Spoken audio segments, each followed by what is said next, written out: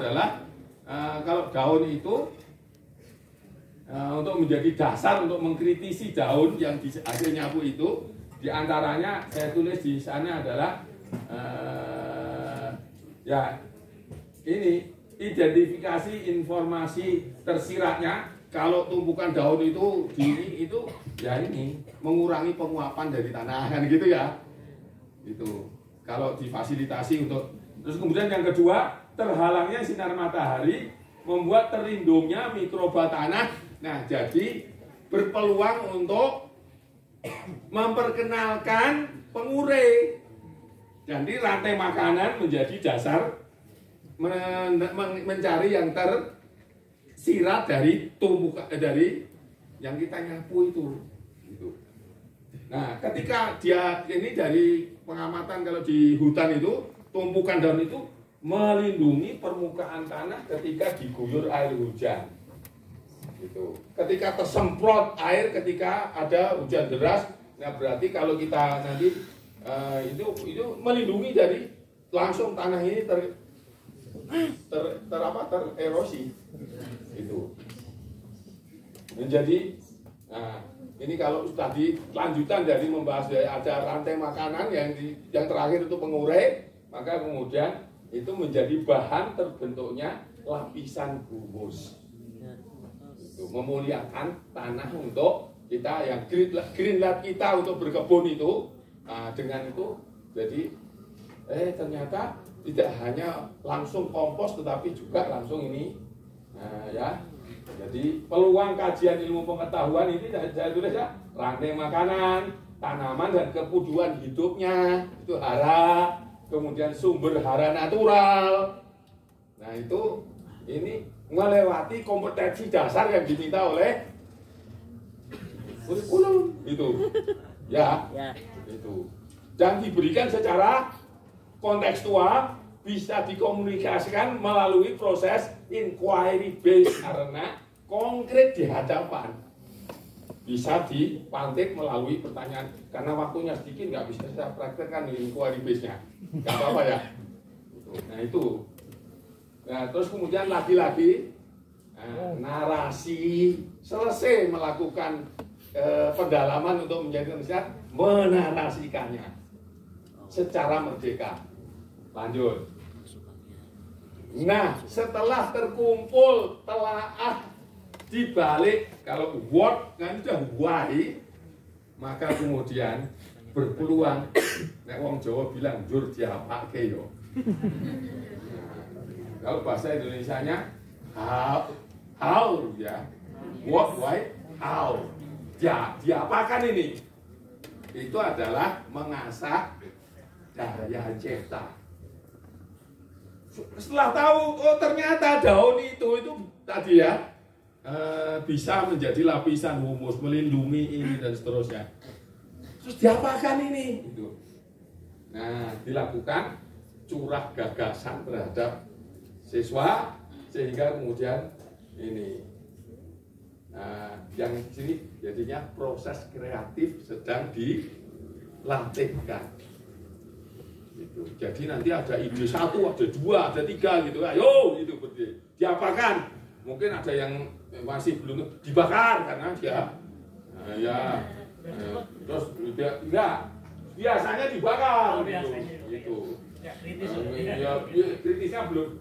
Tapi kan kemudian yang lainnya apa? Gitu misalnya. Itu. Nah, akhirnya curah gagasan untuk membangun solusi, yaitu valuing, adding value kepada tadi hasil nyapu. Itu. Nah,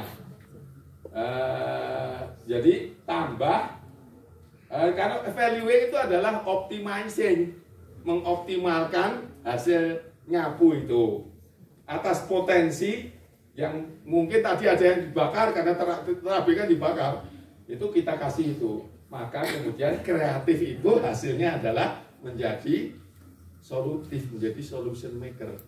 Jadi kemudian kalau kita latih begitu, maka kemudian kita akan menjadi diri kita terupgrade menjadi solution maker dan kemudian murid-murid kita ini adalah solution maker, dan karena kekritisan mereka sampai kepada tingkatan ini. Lanjut.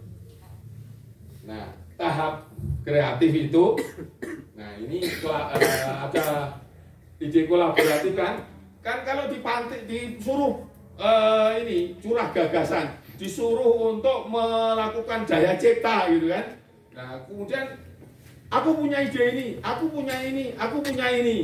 Maka ini contohnya, ada dirancang agar, nah ini kan untuk nanam kan, agar bedeng, ada yang begitu idenya, agar bedeng, pada umumnya ini mungkin ini kaidah, ini pedomannya, agar bedeng mempunyai pembatas yang berfungsi agar dapat digunakan untuk meletakkan sampah organik menjadi tidak bertebaran. Itu adalah ide dasar solusinya. Nah, untuk supaya tidak bertebaran, idenya apa?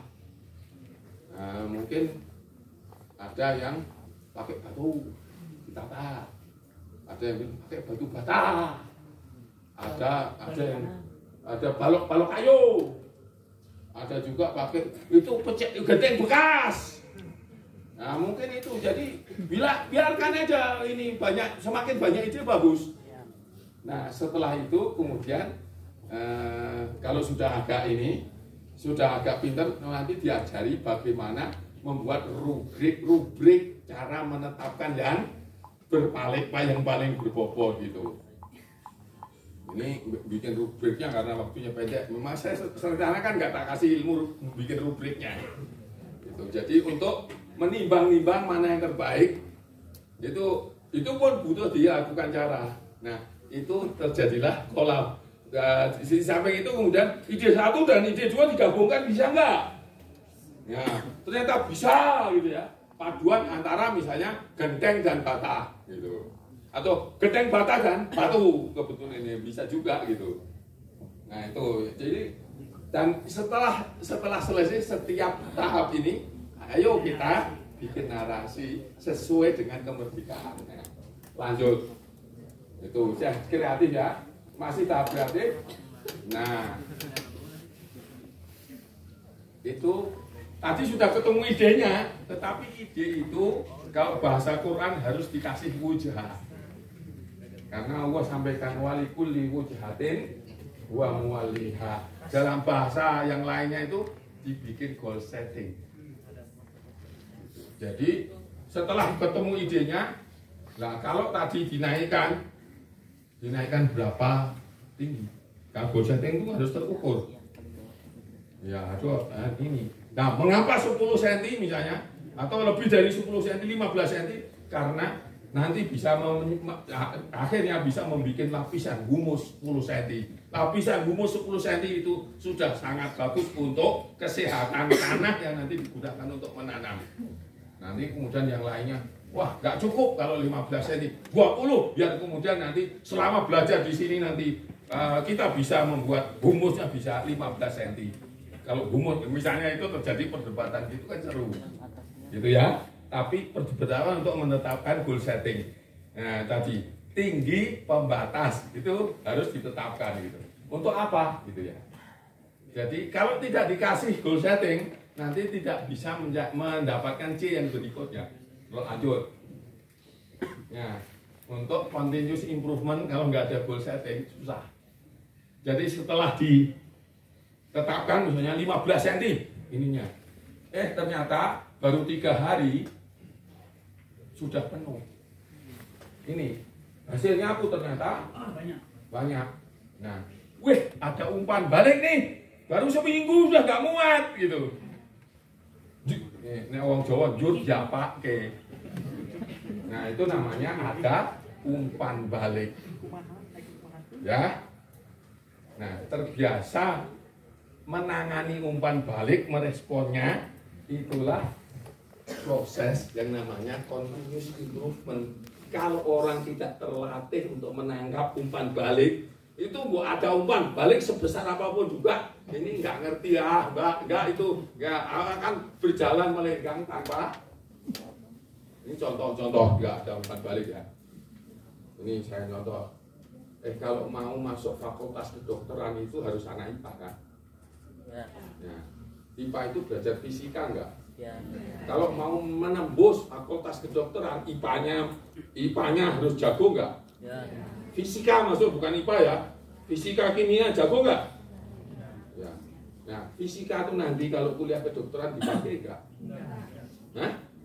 Itu dipakai untuk apa? Fisika menghitung kecepatan peluru dengan kecepatan yang rumusnya dipercepat beraturan, kemudian menghitung gaya, menghitung impuls, momentum gitu ya.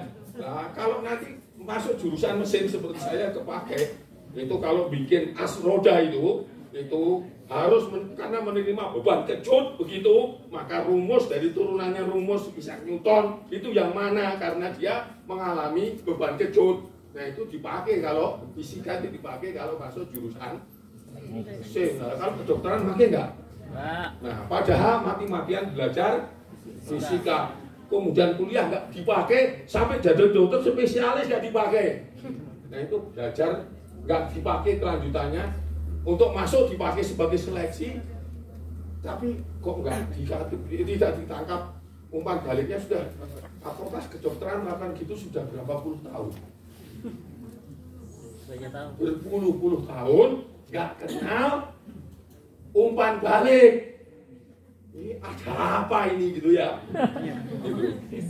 Ada apa ini? Saya ngasih contohnya agak ekstrim, fakultas kedokteran, tapi yang lainnya juga sama. Tidak hanya di jurusan yang itu ya, sampai dalam kehidupan kita sehari-hari. Itu loh kemarin tuh, kita tuh dari kecil Allahumma shayyiban nafi'an gitu. Tetapi nggak pernah tahu ngambil umpan balik bahwa nafi'an dari hujan itu apa gitu. Ya udah hujan ya hujan, pakai jas hujan, habis itu selesai. Nah, ya itu maka continuous improvement itu bisa terjadi kalau tadi kita menerima umpan balik, dan ukuran ini menjadi umpan balik negatif atau positif tadi ada goal setting. Itu. Nah, kalau saya ngobrol sama Ustaz Rafiki itu, yang ada umpan balik itu yang diukur itu hanya kalau itu ibadah kepada Allah, yaitu misalnya amal ibadah dikirnya itu hari ini berapa, besok tambah atau enggak gitu. Itu kalau siapa ya Ustadz Rizky Tajudin itu mengatakan itu namanya sekuler kanan. Nah, continuous improvement ini, nah ini kalau memakai belajar bersama alam gampang kan? Tadi bikin bedeng aja bisa. Itu kalau lebar daun yang terkena sinar matahari itu cuma 10 cm kalau tales. Nah, kemudian goal settingnya ini bagaimana supaya meningkat menjadi 2 kali lipat itu misalnya. Nah, setelah diupayakan dengan yang menaungi itu diukur kembali, oh belum tercapai goal settingnya, maka butuh tindakan penyempurnaan. Nah, ini kalau dilakukan dari semenjak usia bernalar, yaitu kelas 3 SD kira-kira. Nah, itu kalau sudah sedewasa ini, itu refleks itu memperbaiki, menyempurnakan itu akan menjadi karakter, menjadi refleks apa-apa ini begitu ya. Lanjut, masih continuous improvement dalam contoh itu. Nah ini ya, bisa juga karena terlewatnya variabel yang dipertimbangkan ketika membuat goal setting, itu bisa juga nanti menjadi umpan balik kan gitu. Nah, identifikasi umpan balik, curah gagasan untuk membangun solusi versi penyempurnaan. Nah ini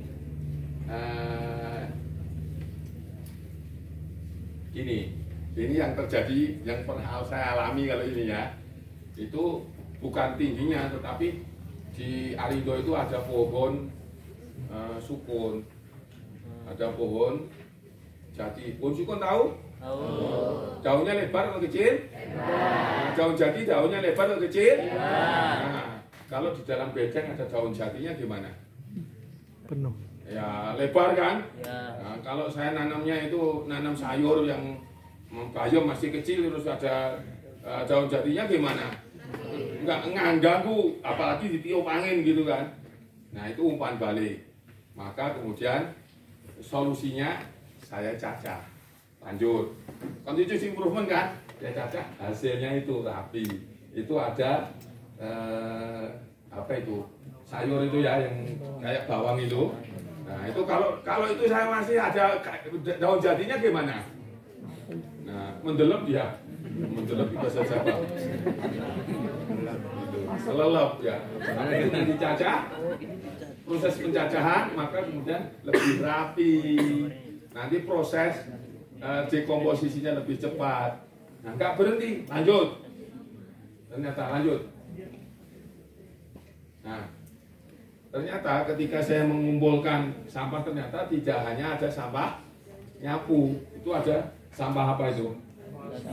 Saya sudah nggak tega sebenarnya ngomong sampah, itu barang berguna kok sampah.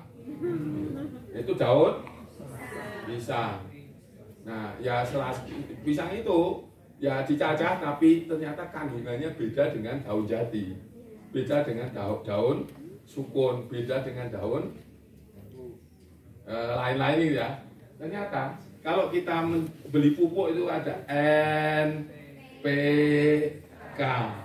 Nah, daun jati mewakili P dan ada sedikit K-nya. Jadi nggak usah pesen pupuk NPK, cukup mengumpulkan daun-daun yang beragam. Nah itu M-nya itu ketika saya punya kambing, ya itu ada kambing. Nah, kambing itu dikasih makan dari daun-daun legum. Ini pete Cina, daun pete Cina, bunga lamtoro gitu ya. Itu kalau kambing makan yang dimakan kan daunnya. Ranting yang segini-gini nggak dimakan. Nah, ini kan sumber nitrogen. Nah, itu lihat. Jadi nanti yang dipasang mulsa itu sekarang lebih komplit haranya. Continuous improvement enggak? Nah, kajiannya kalau mahasiswa kan mudah atau sulit? Terjangkau oleh nalar mereka enggak? Sangat terjangkau. Cacah tapi beragam. Nah, begitu. Nah, ini enggak selesai sampai situ, makanya diteruskan masih ada lagi. Karena apa? Ini kan mencari value, mencari manfaat dari yang diciptakan oleh Allah kan. Kalau ayatnya kan ma khalaqta hadza batila. Lanjut. Jadi ini proses menuju surga. Ma khalaqta hadza batila ini pakai istilah tasawuf. Jadi ketika kita sudah tahu manfaat-manfaat dan bisa ditingkatkan manfaatnya, itu kita melakukan proses tahali. Tahali itu mengisi dengan atau mencantolkan apa yang kita rasakan itu dengan sifat yang baik. Dan sifat yang baik itu adalah induknya adalah Asmaul Husna. Jadi dicantolkan dengan Asmaul Husna. Tadi dengan manfaat-manfaat itu tadi, maka di ayatnya juga ma khalaqta hadza batila. Jadi tidak ada yang sia-sia, berarti penuh dengan manfaat seluruh ciptaan dan kita dengan proses ini merasakan, ya Allah, sungguh Engkau adalah An-Nafi'u. Engkau adalah Zat yang maha memberi manfaat. Izinkan hambamu ini, tahalinya, menjadi Abdun Nafi, ya Allah. Jadikan aku ini hambamu yang wahai Zat yang maha memberi manfaat. Termasuk Allahumma shayyiban nafi'an, kalau ketemu ya begitu.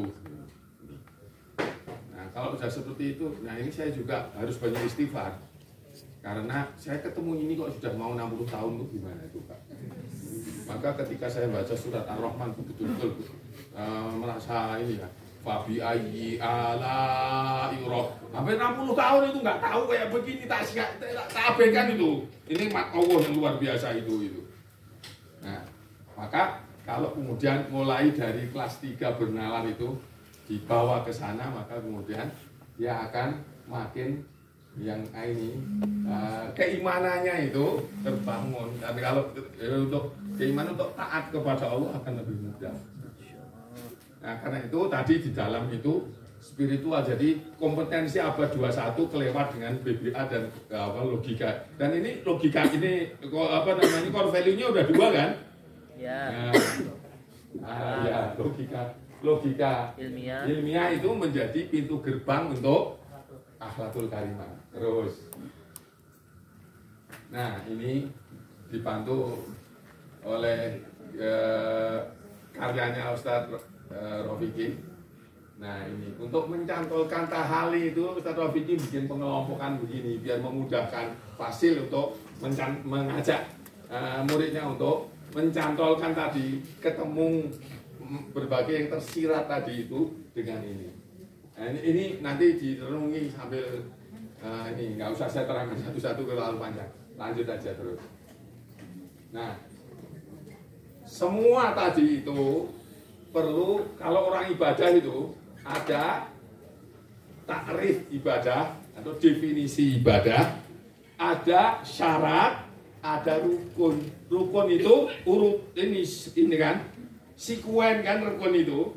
Nah ini saya mencoba membuat sikuennya, rukunnya supaya 6C 1S tadi tercover itu, ini rukunnya. Ini rukunnya ini kalau di tadi kan nggak tahu urutkan dalam ini. Nah tapi kalau diurutkan ya panjang dan lebih seru lagi kalau kemudian workshop itu praktek di luar itu ya masing-masing ini. Wah ini mulai dari interaksi indrawi ini terus begitu tadi begitu. Tapi ya sehari nggak bisa sampai kepada merespon, mengenali umpan balik nggak bisa, kan begitu ya. Karena itu tadi santrinya Ustadz Rafiki 9 hari, belum cukup ya. Ya karena umpan balik itu ada yang lebih dari 9 hari yang bisa ditangkap. Umpan balik itu kalau nggak mungkin, ada yang sehari bisa, tetapi banyak yang tidak bisa begitu. Nah jadi ini tadi sikuennya ya, urutannya, urutan ini. Kalau nggak diurutkan itu ya nanti loncat-loncat nanti nggak terbentuk. Jadi ini sudah ini. Jadi ini. Nah begitu dan lanjutnya sudah habis ya. Ya habis. Nah sekarang film yang karya yang juga hasil proses ini, tapi saya yang berkarya gitu ya. Ya gitu, cuma 5 menit. Ini adalah sebuah upaya atau ikhtiar untuk memberi nilai tambah kepada barang-barang yang sudah tidak terpakai, atau bahasa lain adalah barang-barang yang sudah marginal. Nah, yang marginal itu salah satunya ketika kita memangkas pohon atau proses pruning, maka pasti ada ranting dan ada dahan. Nah, karena sekarang orang itu tidak menggunakan ini sebagai kayu, ini sebagai bahan bakar, maka kemudian kalau dibiarkan tidak ada ikhtiar, maka dia akan menjadi menumpuk, nggak enak dipandang mata dan menjadi ya berbahaya, karena dia salah satu yang suka tempat begini ini adalah binatang berbisa. Maka dalam ikhtiar ini, maka salah satu yang bisa dilakukan adalah ranting atau dahan yang besar ini diproses untuk menjadi arak. Ini tempatnya. Ini adalah double drum.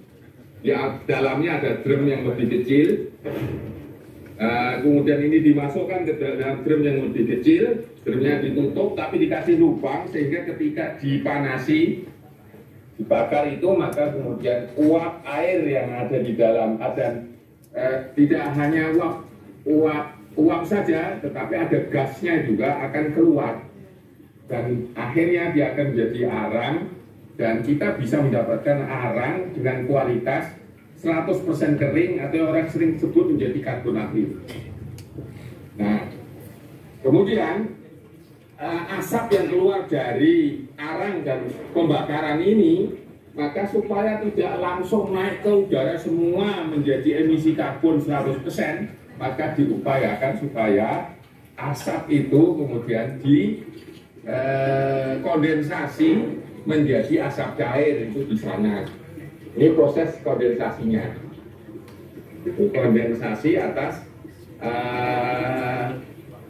asap dari pembakaran dan dari proses menghilangnya uap sama gas dari kayu yang jadi arang, maka jadi asap cair.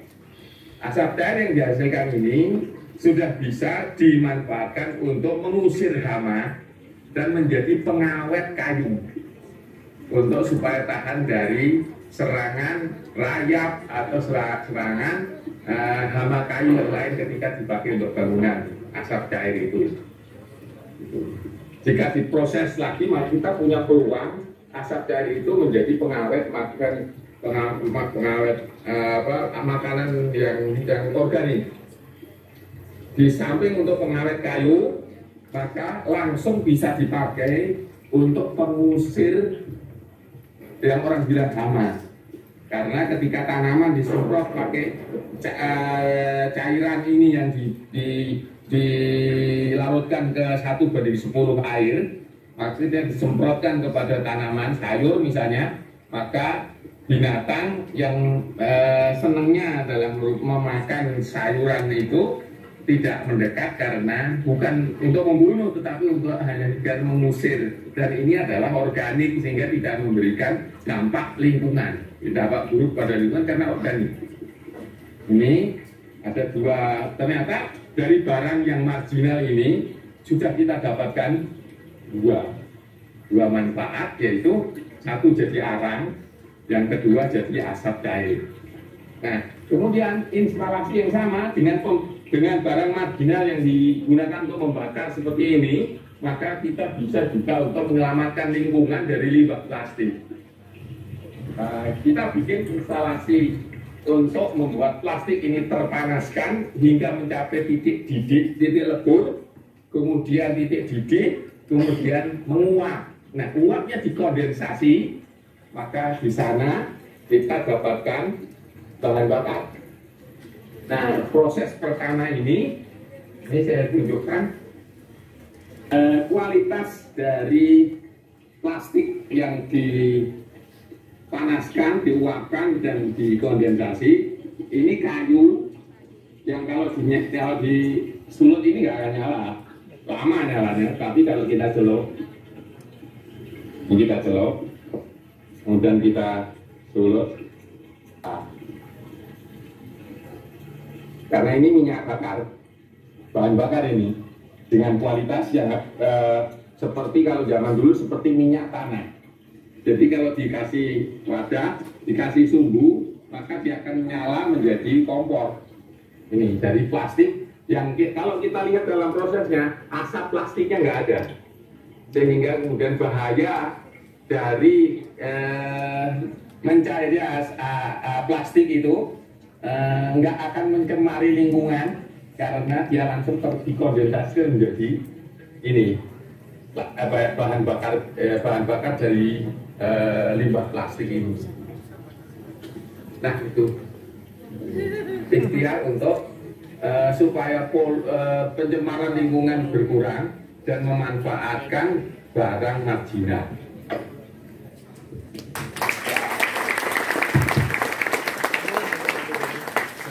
Pribadi didorong oleh sebuah pedoman dari Al-Quran, yaitu surat Yasin ayatnya nomornya berapa lupa. Al-yauma nakhtimu ala bi afwahihim wa tukallimuna aydihim wa tashhadu arjuluhum. Jadi saya berharap dan mohon doanya supaya bisa nanti plastik yang saya selamatkan dari mencemari lingkungan besok di hari kiamat mudah-mudahan menjadi saksi bahwa saya telah menikmatinya, melapari tanah dan sebagainya. Demikian juga terhadap ranting-ranting yang tidak berguna menjadi berguna, mudah-mudahan besok menjadi saksi, dan mudah-mudahan kalau mudah-mudahan ini yang di sini juga terinspirasi besok mudah-mudahan berbondong-bondong kita saling memberi saksi di hadapan Allah. Amin. Nah, dan proses itu harus kita. Cukup ya. Oke, baik ya, terima kasih. Sangat menginspirasi untuk kita semuanya ya, dan lagi-lagi bahwa tidak hanya sekedar konsep teori, tapi betul-betul Ustaz Nurul Hamdi menjalankannya, mengimplementasikannya, gitu ya, seperti itu, dan telah ada banyak bukti dan bisa dijadikan tempat belajar, kira-kira bisa dijadikan tempat belajar untuk kita semuanya. Sekali lagi nanti silakan hubungi Arido dan kita bisa banyak belajar di sana ya. Oke.